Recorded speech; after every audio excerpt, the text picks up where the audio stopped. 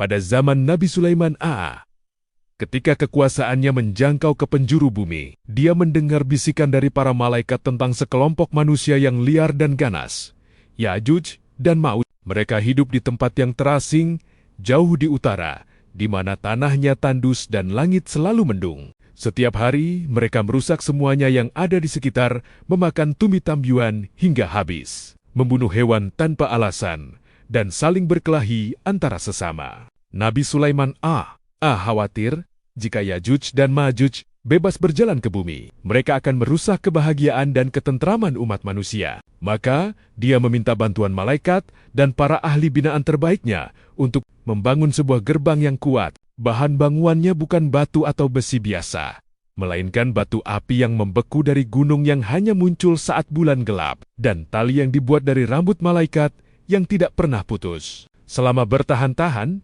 mereka membangun gerbang itu hingga tinggi seperti gunung, tebal seperti gunung berapi. Ketika selesai, Nabi Sulaiman meminta seorang nabi yang tua untuk menuliskan sebuah kalimat ayat suci di pintu gerbang. Saat kalimat itu tertera, segerombolan Ya'juj dan Ma'juj yang sedang mencoba menerobos tiba-tiba terasa lemah dan tidak mampu bergerak lagi. Mereka terpaku di depan gerbang, marah dan menggeram, tapi tidak bisa menyentuh pun ujung gerbang itu. Sejak itu, setiap hari Ya'juj dan Ma'juj mencoba menggali lubang di bawah gerbang atau memukulnya dengan batu-batu besar. Setiap malam, Allah SWT akan memperbaiki apa yang mereka rusak. Ada cerita fiktif yang beredar di antara penduduk yang tinggal dekat daerah itu.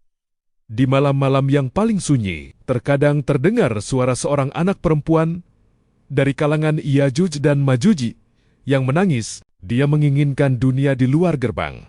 Dunia yang hijau dan penuh cinta, tapi dia tidak berani melawan kelompoknya yang ganas. Menurut ajaran Islam, kehancuran gerbang Ya'juj dan Ma'juj adalah salah satu tanda-tanda kiamat yang utama, dan ada tanda-tanda pendahulu yang akan muncul sebelum itu. Terdengar suara guntur yang keras dari utara. Suara itu akan membuat semua hewan di bumi terkejut dan semua anak kecil menangis. Ini menandakan bahwa upaya Ya'juj dan Ma'juj untuk menerobos gerbang sudah semakin kuat.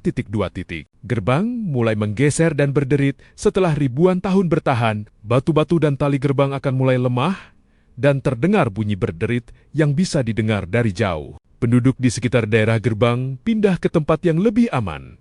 Mereka akan merasakan ketakutan yang luar biasa dan tahu bahwa waktunya sudah dekat. Kehidupan di bumi mulai terganggu. Tanaman akan sulit tumbuh, air akan semakin langka, dan saling perselisihan di antara manusia akan meningkat. Terjadinya kehancuran gerbang.